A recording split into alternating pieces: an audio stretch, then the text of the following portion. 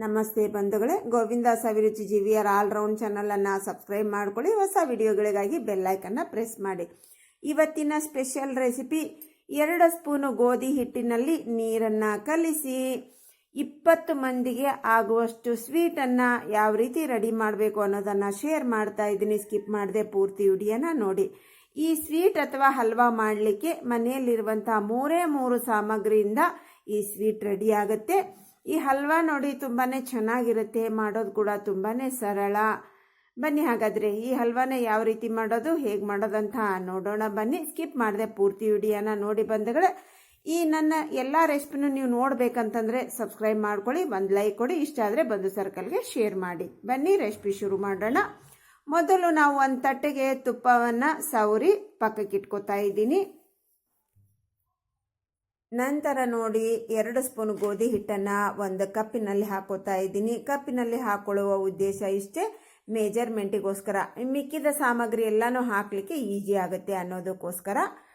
ಆ ಹಿಟ್ಟನ್ನು ಒಂದು ಪಾತ್ರೆಯಲ್ಲಿ ಹಾಕ್ಕೊಂಡು ಅದೇ ಕಪ್ಪಿನಿಂದ 1 ಕಪ್ಪಿನಷ್ಟು ನೀರನ್ನು ಹಾಕ್ಕೊಂಡು ನೀಟಾಗಿ ಇದನ್ನು ಗಂಟಿಲ್ಲದ ಹಾಗೆ ಕಲಿಸ್ಕೋಬೇಕು.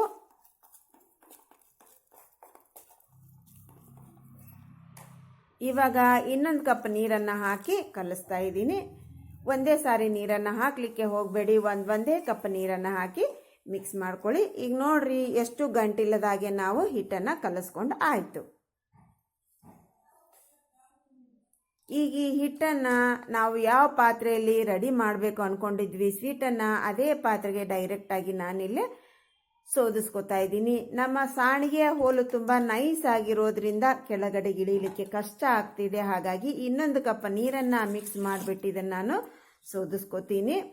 ಈಗ ಟೋಟಲ್ ಆಗಿ 1 ಕಪ್ ಗೋಧಿ ಹಿಟ್ಟಿಗೆ 3 ಕಪ್ನಷ್ಟು ನೀರನ್ನು ನಾವು ಮಿಕ್ಸ್ ಮಾಡ್ಕೊಂಡಾಯಿತು. ಇವಾಗ ಸೋದಿಸ್ಕೊತೀನಿ ನೋಡ್ರಿ, ಆರಾಮಾಗಿ ಕೆಳಗಡೆಗೆ ಇಳಿಯುತ್ತೆ. ಈಗ ಇನ್ನೊಂದು ಕಪ್ ನೀರನ್ನು ಅದೇ ಪಾತ್ರೆಗೆ ಹಾಕ್ಕೊಂಡು ಈ ಸಾಣಿಗೆ ಮೇಲೆ ಹಿಟ್ಟಿರುತ್ತಲ್ವಾ ಅದ್ರ ಮೇಲೆ ಹಾಕ್ಕೊಂಡ್ರೆ ಹಿಟ್ಟಿನ ಅಂಶ ಎಲ್ಲ ಕೆಳಗಡೆಗೆ ಬೀಳುತ್ತೆ. ಮೇಲೇನು ಒಂಥರ ತೌಡು ಥರ ಇರುತ್ತಲ್ವಾ ಅದು ಮಾತ್ರ ಮೇಲ್ಗಡೆಗೆ ಉಳುಗುತ್ತೆ.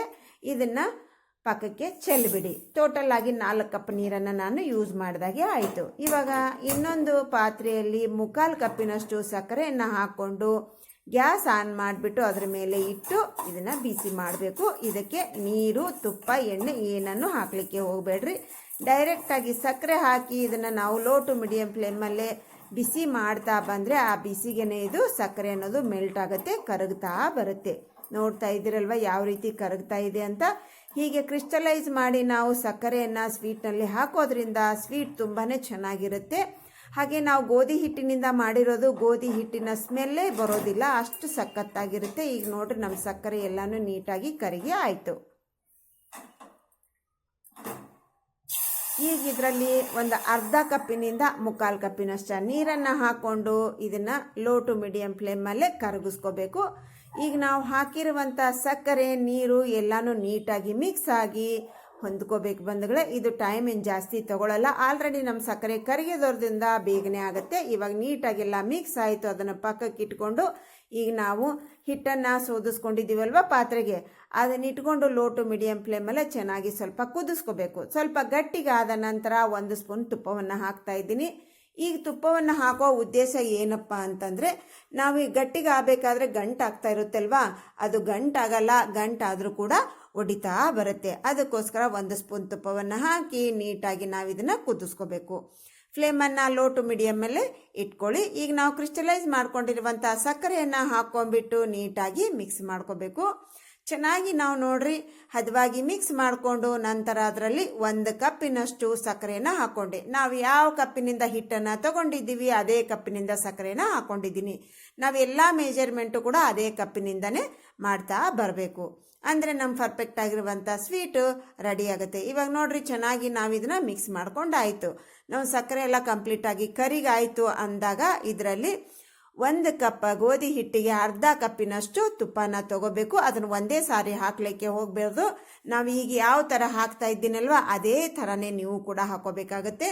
ನಾವು ಫಸ್ಟ್ ಹಾಕಿದ ತುಪ್ಪ ಅದು ಅಬ್ಸರ್ವ್ ಮಾಡ್ಕೊಂಡ ನಂತರ ಹಾಗೆ ಮತ್ತೆ ನಾವು ಸ್ಟೆಪ್ ಬೈ ಸ್ಟೆಪ್ ತುಪ್ಪನೇ ಆ್ಯಡ್ ಮಾಡ್ತಾ ಬರಬೇಕು. ಇವಾಗ ನಾನು 3 ಸಾರಿ ತುಪ್ಪನ ಆ್ಯಡ್ ಮಾಡಿದ್ದೀನಿ. ಈ ಚೆನ್ನಾಗೆಲ್ಲ ಅಬ್ಸರ್ವ್ ಮಾಡ್ಕೊಂಡು ನಂತರ ಕೊನೆಯದಾಗಿ ಉಳಿದಿರುವಂಥ ಎಲ್ಲ ತುಪ್ಪನೂ ನಾನು ಹಾಕಿಬಿಟ್ಟು ಮಿಕ್ಸ್ ಮಾಡ್ಕೋತಾ ಇದ್ದೀನಿ. ಇನ್ನೊಮ್ಮೆ ಹೇಳ್ತಾ ಇದ್ದೀನಿ ಬಂಧುಗಳೇ, ಫ್ಲೇಮನ್ನು ಲೋ ಟು ಮೀಡಿಯಂ ಫ್ಲೇಮಲ್ಲೇ ಇಟ್ಕೊಳ್ಳಿ. ಹೈ ಫ್ಲೇಮ್ ಇಟ್ಕೊಳ್ಳಿಕ್ಕೆ ಹೋಗಬೇಡಿ. ಹೈ ಫ್ಲೇಮ್ ಇಟ್ಟರೆ ಸೀದೋಗುತ್ತೆ. ಸೀದಿಸ್ಕೊಂಡ್ರೆ ನಮ್ಮ ಸ್ವೀಟ್ ಅನ್ನೋದು ಖರಾಬ್ ಆಗುತ್ತೆ. ಇವಾಗ ನೋಡ್ರಿ, ನಮ್ಮ ಪರ್ಫೆಕ್ಟ್ ಆಗಿರುವಂಥ ಬ್ಯಾಟರ್ ರೆಡಿ ಆಯಿತು. ಇವಾಗ ನಿಮಗೆ ಗೊತ್ತಾಗಿಲ್ಲ ಅಂದರೆ ಒಂದು ಗುಡಿಸಿದ್ರೆ ಒಂದು ಗುಡಬೇಕದು. ಹೀಗೆ ನೋಡ್ರಿ, ನಾವು ಸ್ಪೂನಿನಿಂದ ಸಲಾಕೆಯಿಂದ ನಾವು ತಿರುಗಿಸ್ತಾ ಇರ್ತೀವಲ್ವಾ, ಈಗ ನಾವು ಎತ್ತಿದ್ರೆ ಒಂದು ಲೇಯರ್ ನಮಗೆ ಜೇಂಟ್ ಆಗಬೇಕು. ಆವಾಗ ನಾವು ಪರ್ಫೆಕ್ಟ್ ಆಗಿದೆ ಅಂತ ಅರ್ಥ. ಇಮಿಡಿಯೇಟಾಗಿ ಗ್ಯಾಸನ್ನು ಆಫ್ ಮಾಡಿಕೊಂಡು ನಾವು ತುಪ್ಪ ಸವರಿರುವಂಥ ತಟ್ಟೆಗೆ ಇದನ್ನು ಹಾಕೋಬೇಕು. ಹಾಕೊಂಡು ಹೀಗೆ ಟ್ಯಾಪ್ ಮಾಡ್ಕೊಳ್ಳಿ. ಇವಾಗ ಟ್ಯಾಪ್ ಮಾಡಿಕೊಂಡ್ರು ಕೂಡ ನೋಡಿ ಅದು ಲೇವಲ್ ಆಗ್ತಾ ಇಲ್ಲ. ಇವಾಗ ನೋಡ್ರಿ, ಇದ್ರ ಮೇಲೆ ನಾನು ಏಲಕ್ಕಿ ಪೌಡ್ರನ್ನು ಹಾಕೋತಾ ಇದ್ದೀನಿ. ನಾನು ಇವಾಗ ಹಾಕೋತಾ ಇದ್ದೀನಿ. ನೀವು ಬೇಕು ಅಂದರೆ ಕುದೀತಾ ಇರುವಾಗಲೇ ಹಾಕೋಬಹುದು. ಈಗ ಒಂದು ಸ್ಪೂನಿಗೆ ಒಂದು ಸ್ವಲ್ಪ ತುಪ್ಪವನ್ನು ಸವರ್ಕೊಂಡ್ಬಿಟ್ಟು ಹೀಗೆ ಲೇವಲ್ ಮಾಡ್ಕೊಳ್ಳಿ, ಅಂದರೆ ಲೇವಲ್ ಆಗುತ್ತೆ. ಈಗ ನೋಡ್ರಿ, ನಮ್ಮದು ಎಲ್ಲ ಪರ್ಫೆಕ್ಟಾಗಿ ಲೇವಲ್ ಆಯಿತು.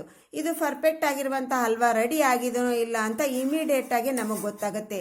ಯಾಕಂತಂದರೆ ನಾವು ಹಾಕೊಂಡ ನಂತರ ಈ ನಮ್ಮ ಪಾತ್ರೆಗೆ ಹತ್ಕೊಂಡಿರುತ್ತಲ್ವ ಸ್ವಲ್ಪ ಲೈಟಾಗಿ, ಅದನ್ನು ಚೆಕ್ ಮಾಡ್ಕೊಂಬಿಡಿ. ಈಗ ನೀಟಾಗಿ ನಮಗೆ ಈಗ ನೋಡ್ರಿ ಸ್ಪೂನಿನಿಂದ ತಗೋತಾ ಇದ್ದೀನಿ ನೋಡಿ, ಹೀಗೆ ಗಟ್ಟಿಗೆ ಬಂದ್ಬಿಡುತ್ತೆ. ಅವಾಗ ಇಮಿಡಿಯೇಟಾಗಿ ಗೊತ್ತಾಗುತ್ತೆ ನಮ್ಮ ಹಲ್ವಾ ಪರ್ಫೆಕ್ಟ್ ಆಗಿದನ್ನ ಇಲ್ಲ ಅಂತ ಚೆಕ್ ಮಾಡ್ಕೊಳ್ಬೇಕಾದ್ರೆ ನಾವು ಈ ರೀತಿಯಾಗಿ ಚೆಕ್ ಮಾಡ್ಕೋಬೇಕು. ಈಗ ನೋಡ್ರಿ, ನಾವು ಒಂದು ಗುಡಿಸ್ತಾ ಇದ್ದೀವಿ ನೋಡ್ರಿ, ಪರ್ಫೆಕ್ಟ್ ಆಗಿರುವಂಥ ನಮ್ಮ ಹಲ್ವಾ ರೆಡಿ ಆಯಿತು. ನಮ್ಗೇನಾದರೂ ಮಿಸ್ಟೇಕ್ ಆಗಿತ್ತು ಅಂತಂದರೆ ಹೀಗಾಗಲ್ಲ ಬಂಧುಗಳೇ, ಮೆತ್ತಗಾಗುತ್ತೆ. ಮೆತ್ತಗಾದ್ರೂ ಕೂಡ ಏನು ತೊಂದರೆ ಇಲ್ಲ, ಕಪ್ಪಿನಲ್ಲಿ ಹಾಕೊಂಡು ತಿನ್ಬಹುದು. ಇಲ್ಲ ಅಂತಂದರೆ ನಿಮ್ದು ಏನಾದರೂ ಮಿಸ್ಟೇಕ್ ಆಯಿತು ಅಂದರೆ ಒಂದು ಅರ್ಧ ಸ್ಪೂನ್ನಷ್ಟು ಹಿಟ್ಟನ್ನು ನೀರಿನಲ್ಲಿ ಮಿಕ್ಸ್ ಮಾಡಿಕೊಂಡು ಕುದಿಸಿಬಿಟ್ಟು ಆ್ಯಡ್ ಮಾಡ್ಕೋಬಹುದು. ಏನು ತೊಂದರೆ ಇಲ್ಲ. ಈಗ ನೋಡ್ರಿ, ಸ್ವಲ್ಪ ಕಂಪ್ಲೀಟಾಗಿ ತಣ್ಣಗಾದ ನಂತರ ಇದನ್ನು ನಾನು ಒಂದು ಪ್ಲೇಟಿಗೆ ಉಲ್ಟಾ ಮಾಡಿಕೊಂಡು ಟ್ಯಾಪ್ ಮಾಡಿದೆ. ಈಗ ನೋಡ್ರಿ, ಆರಾಮಾಗಿ ಕೆಳಗಡೆಗೆ ನಮ್ಮದು ಈ ಹಲ್ವಾ ಅನ್ನೋದು ಪಾತ್ರೆಗೆ ಟ್ರಾನ್ಸ್ಫರ್ ಆಯಿತು. ಈಗ ಇದನ್ನು ಕಟ್ ಮಾಡ್ಕೊಳ್ಳೋಣ. ನಾವೀಗ ಡೆಕೋರೇಟ್ಗೋಸ್ಕರ ಗೋಡಂಬಿ ದ್ರಾಕ್ಷಿಯನ್ನು ನಾನಿಲ್ಲಿ ಚಂದಕ್ಕೋಸ್ಕರ ಇಟ್ಟಿದ್ದೀನಿ ಬಂಧುಗಳೇ. ಗೋಡಂಬಿ ದ್ರಾಕ್ಷಿ ಬೇಕು ಅಂತಿಲ್ಲ, ನಾನು ಹೇಳಿರೋದು 3 ಸಾಮಗ್ರಿಯಿಂದ ಸ್ವೀಟನ್ನು ರೆಡಿ ಮಾಡ್ತೀವಂತ. ನೀವು ಬೇಕಂದರೆ ಗೋಡಂಬಿ ದ್ರಾಕ್ಷಿಯನ್ನು ಕೂಡ ಫ್ರೈ ಮಾಡಿ ಹಾಕೋಬಹುದು, ಏನು ತೊಂದರೆ ಇಲ್ಲ. ಈಗ ನೋಡ್ರಿ, ನಮ್ಮ ಪರ್ಫೆಕ್ಟ್ ಆಗಿರುವಂಥ ಸ್ವೀಟ್ ಆಗಿತ್ತು, ಕರೆಕ್ಟ್ ಆಗಿತ್ತು, ನಮಗೆ ಹಲ್ವಾ ಬರ್ಫಿ ಕರೆಕ್ಟ್ ಆಯಿತು ಅಂತಂದರೆ ಈ ಥರ ಬರುತ್ತೆ. ನಮ್ದೇನಾದರೂ ಮಿಸ್ಟೇಕ್ ಆತಂದರೆ ಮೆತ್ತಗಾಗುತ್ತೆ, ಕಪ್ಪಿನಲ್ಲಿ ಹಾಕ್ಕೊಂಡು ತಿನ್ಬಹುದು. ಅದು ಕೂಡ ತುಂಬಾ ಚೆನ್ನಾಗಿರುತ್ತೆ. ಏನು ವರಿ ಮಾಡ್ಕೊಳ್ಳಿಕ್ಕೆ ಹೋಗಬೇಡಿ. ನಾನು ಟಿಪ್ಸು ಟ್ರಿಕ್ಸ್ ಕೊಟ್ಟಿನಲ್ಲ ಬಂಧುಗಳೇ, ಹಾಗೂ ಕೂಡ ನೀವು ಮಾಡಿಕೊಂಡು ಕನ್ಸಿಸ್ಟೆಂಟಿಯನ್ನು ಅಡ್ಜಸ್ಟ್ ಮಾಡ್ಕೋಬಹುದು. ಈಗ ನೋಡ್ರಿ, ನಮ್ಮ ಪರ್ಫೆಕ್ಟ್ ಆಯಿತು. ಸ್ಪೂನಿನಿಂದ ಕೂಡ ನಿಮಗೆ ಕಟ್ ಮಾಡಿ ತೋರಿಸ್ತಾ ಇದ್ದೀನಿ ನೋಡ್ರಿ, ಯಾವ ರೀತಿಯಾಗಿ ಸ್ಪೂನಿನಿಂದ ಕೂಡ ಕಟ್ ಆಗ್ತಾ ಇದೆ ಅಂತೆ. ವಾವ್, ಸೂಪರ್ ಆಗಿದೆ ಅಲ್ವಾ? ಒಂದ್ಸಲ ಟ್ರೈ ಮಾಡಿರಿ. ಇಷ್ಟ ಆದರೆ ಬಂಧು ಸರ್ಕಲ್ಗೆ ಶೇರ್ ಮಾಡಿ. ನಿಮ್ಮ ಅಭಿಪ್ರಾಯ ಅನಿಸಿಕೆನ ಕಮೆಂಟ್ನಲ್ಲಿ ತಿಳಿಸೋದನ್ನು ಮರಿಬೇಡಿ. ಯಾರೆಲ್ಲ ಸಬ್ಸ್ಕ್ರೈಬ್ ಮಾಡ್ಕೊಂಡಿಲ್ಲ ಸಬ್ಸ್ಕ್ರೈಬ್ ಮಾಡ್ಕೊಳ್ಳಿ. ಸಬ್ಸ್ಕ್ರೈಬ್ ಮಾಡ್ಕೊಂಡವರು ಒಂದು ಲೈಕ್ ಕೊಡಿ ಅಂತ ಹೇಳ್ತಾ ಇವತ್ತಿನ ರೆಸಿಪಿಯನ್ನು ಮುಗಿಸ್ತಾ ಇದ್ದೀನಿ. Thanks for watching. ಬಾಯ್.